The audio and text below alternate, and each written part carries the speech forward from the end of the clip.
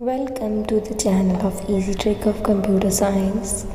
The channel is for the computer science students and as well as those learners who learn something new in the computer science field. And the series of the software engineering already started into the channel. So that particular tutorial is related the next part of the software engineering, and the previous link available into the description box below, so you can check it out.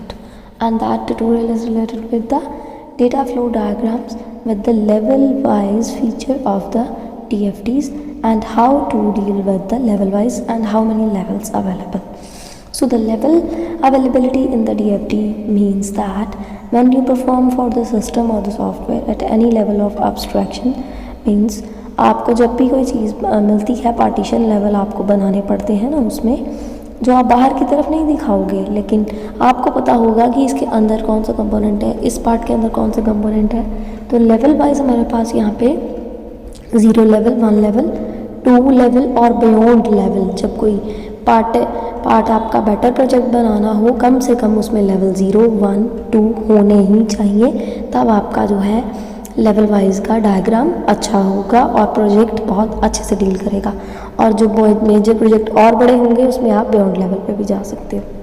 सो जो 0 level DFD diagram है हमारे पास, उसमें fundamental system model का use होता है, जिसमें हम context diagram जो सिंपलिसिटी होती है वो यूज़ करते हैं। एक सिंगल बबल को लेके जो सर्कल था उसी में इनपुट दिखानी है, उसी में आउटपुट दिखानी है with the help of arrows, that is the up arrow and the down arrow. Firstly deal with that and after that आपको डिकम्पोज करना पड़ेगा विद द मल्टीपल बबल्स कि आपके पास मल्टीपल एंटिटीज़ हैं। पहले सिंगल बनती है, फिर उसको हम डिकम्पोज करते हैं। तो डिकम्पोज में हमें डिटेल्ड इन्फॉर्मेशन मिल जाती है लेवल्स की, और जो सिंपल होती है उसमें सिर्फ एक पार्ट मिलता है। डिटेल में हमारे पास रिपीटेड चीज़ें भी आ जाती हैं क्योंकि एंटिटीज़ कुछ रिपीट भी हो रही होती हैं और वेल अंडरस्टूड होती हैं। और बबल्स का जो पार्ट होता है, जैसे ये आपको डायग्राम एक लेवल 0 की दिख रही है कि A को इनपुट माना गया है, x1 x2 को होते हुए एक आउटपुट जा रही है y की तरफ, मतलब A ही सारा काम कर रहा है इनपुट का और x1 x2 से हम अपलोड कर रहे हैं। ये एक सिंपल लेवल 0 डायग्राम है और इसको कंटेक्स्ट को देख के सामने वाले को कुछ एलेबोरेशन नहीं होने वाली। आपको एब्स्ट्रैक्ट बबल्स को लेके डिकम्पोज करना पड़ेगा मल्टीपल टाइम, और हमें अब इसमें नीड है। देखो लेवल 0 में कुछ नहीं क्लियर हो रहा कि ये है क्या। बच्चों को ज़्यादातर क्लियर नहीं होता, स्टूडेंट्स को ज़्यादातर ये चीज़ क्लियर नहीं होती, वो लेवल 0 इधर उधर से देख के भी बना लेते हैं। लेकिन इसको अगर आज सुन लोगे तो DFD में कभी कोई भी इश्यूज़ नहीं आएंगे। लेवल 0 को ही हम डिकम्पोज भी करेंगे, और डिकम्पोज जब आप ही लेवल 0 से शुरू करोगे तो बहुत अच्छे से डिकम्पोज कर पाओगे, क्योंकि कंपाउंड डेटा ही हमने फ्लो में लाना होता है, कुछ इधर उधर से नहीं लाना होता। जो आपके प्रोजेक्ट में अवेलेबिलिटी होगी उसी को ही डिकम्पोज किया जाएगा, किसी और फैक्टर को लेके डिकम्पोजिशन नहीं की जाती।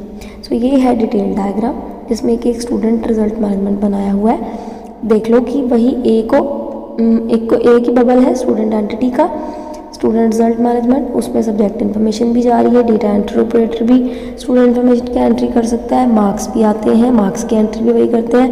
एडमिनिस्ट्रेटर लेवल पे वो सारे काम कर रहे होते हैं ना, कि आप जब पेपर दे लिया आप लोगों ने, फिर उसमें से सब्जेक्ट की एंट्री की, इस बच्चे ने इसका पेपर दिया, उसमें से इतने मार्क्स आए, वो एंट्री भी हुई, तो स्टूडेंट रिजल्ट मैनेजमेंट में गई। लेकिन वो एक एडमिनिस्ट्रेटिव लेवल पे हुई जहाँ पे यूज़र अकाउंट मेंटेनेंस भी होना चाहिए था, लेकिन उसके साथ साथ स्टूडेंट की इन्फॉर्मेशन रिपोर्ट जनरेट होनी है, कल को मार्क्स शीट जनरेट होनी है, स्टूडेंट की परफॉर्मेंस जो रिपोर्ट बननी है वो किससे बननी है, अगेन बननी उसी सर्कल से ही है, स्टूडेंट रिजल्ट मैनेजमेंट से ही बननी है। लेकिन कॉम्बिनेशन जो हमें पीछे नहीं दिख रहा था वो यहाँ पे एलेबोरेशन में आपको दिखाना पड़ेगा कि क्या क्या फ्लो चलता है, कि सब्जेक्ट की जैसे एंट्री होती है, मार्क्स की एंट्री होती है, मार्क्स एंट्री ऑपरेटर वो करता है, डेटा एंट्री ऑपरेटर स्टूडेंट की इन्फॉर्मेशन एंटर करते हैं, और डेटा एंट्री ऑपरेटर कोई एक नहीं होते, मल्टीपल हो सकते हैं क्योंकि स्टूडेंट्स बहुत ज़्यादा होते हैं, कोर्सेज बहुत ज़्यादा होते हैं, तो आप ज़्यादा दिखा सकते हो। एडमिनिस्ट्रेटिव पावर में जो यूज़र अकाउंट मेंटेन कर रहा होगा वो एक सिंगल पावर ही होगी।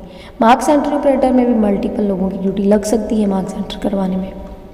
सो ये हमारा लेवल 0 का एलेबोरेशन पार्ट था। सो इसका next level as per the schedule by tomorrow upload कर दिया जाएगा। Kindly Like, share and subscribe that channel and help to the other person for the better future. Stay safe, stay tuned for the more information. Thank you.